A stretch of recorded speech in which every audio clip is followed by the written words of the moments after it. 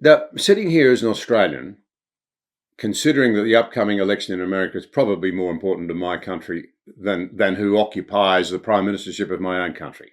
And I'm a very patriotic Australian, but I think that's the truth.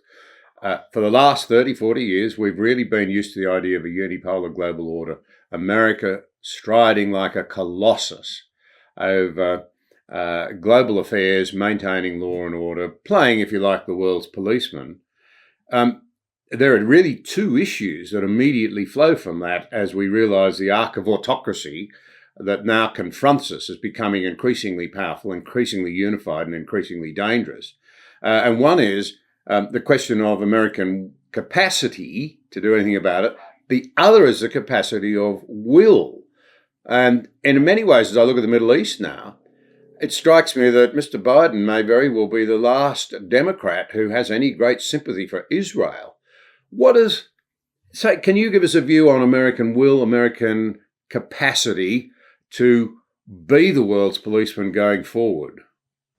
Yeah, I think I can at least give a vision of how I see it. And that is that I think the question of will is less significant than many people around the world fear. I think the question of capacity is actually the more threatening question. And that's because the world's more threatening in too many places at once. And also because the rules are changed. So, for instance, right now, the United States has massive multi-billion-dollar naval vessels, either in the Red Sea or near the Red Sea. But, the fact that the Houthi rebels now have some of the weapons they have, including drones, there's a question as to, it's not just who has the naval force, but does it mean what it meant even a year ago? And there are limitations. I mean, you've got the threat of China, as you said, the arc of autocracy. I like that very much.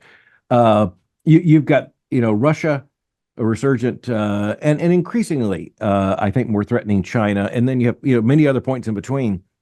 That's an awful lot for us to handle. And then, a lot of foreign policy experts are actually convinced that the greater threat is not a global power because global powers, by definition, actually do have some interest in maintaining global order, but it's a mid-range power, and I think we could think of some, whether we name them or not, where all kinds of things could happen. On the side of will, here's something I try to tell people: Democrats are not as they're not as democratic in terms of ideology when they show up in the White House and foreign policy, and nor are Republicans. And so I think there's a very clear Venn diagram in which there's more unity when it comes to foreign policy between Republicans and Democrats than there is on virtually any other area of life. And that is because I go back to constraint, to borrow from Thomas Sowell.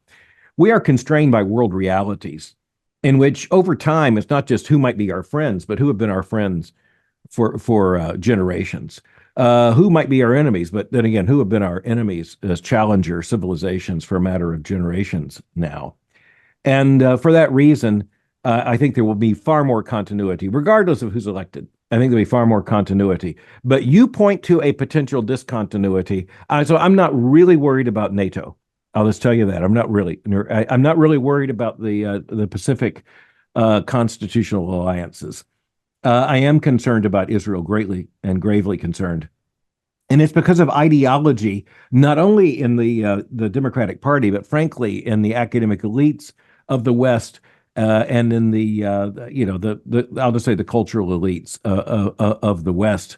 So deep anti-Semitism, which is now very openly demonstrated into opposition to Israel.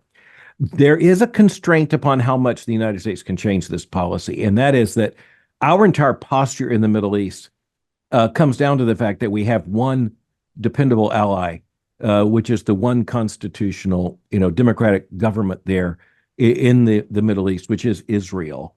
And the commitments are so deep. I at least would like to think that it's going to be very difficult to undo that. But on the Democratic Party side, it's going to be very interesting. It's not just would a Democrat hold to a contrary position. I think the answer is yes.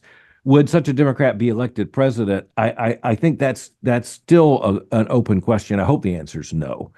But I just want to come back to the fact that I think that the relationship with Israel is not just a political relationship. It's not a recent relationship. American foreign policy is, for generations now staked on that relationship with Israel. And by the way, it's not just the United States, it's also many of those Arab states which have not come out in real open opposition to Israel. They've made criticisms, but quite frankly, their own foreign policy depends upon the existence of Israel as a check, for instance, on Iran, if nothing else.